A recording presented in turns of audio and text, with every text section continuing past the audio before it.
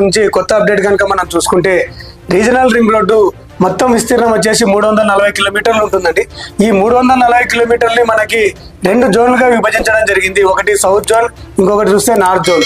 ఈ south zone కి north zone కి మనకు వచ్చేసి మొత్తము 17,000 కోట్ల రూపాయలతో ప్రాజెక్టు స్టార్ట్ చేయడం జరిగింది.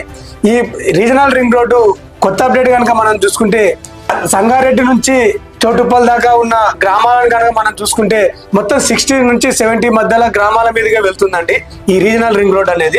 ఇప్పుడు ఆ గ్రామాలు ఏంటి అనేది మనం చూసుకుందాం. ఇప్పుడు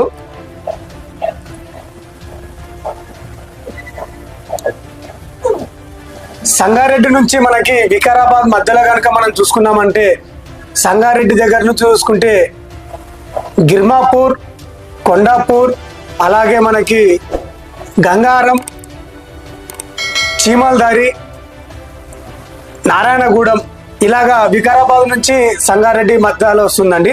అలాగే వికారాబాద్ నుంచి షాద్నగర్ కనుక మనం చూసుకున్నామంటే తిప్పాపూర్, కంకోల్, చట్నిపల్లి, తుమ్మల్పల్లి, కొందుర్గు, అలాగే చించోడు, చౌలపల్లి, బాల్నగర్, బూర్గుల ఇలాగా వికారాబాద్ నుంచి మనకి సంగారెడ్డి దాకా చూసుకుంటే ఈ విలేజెస్ వస్తాయండి.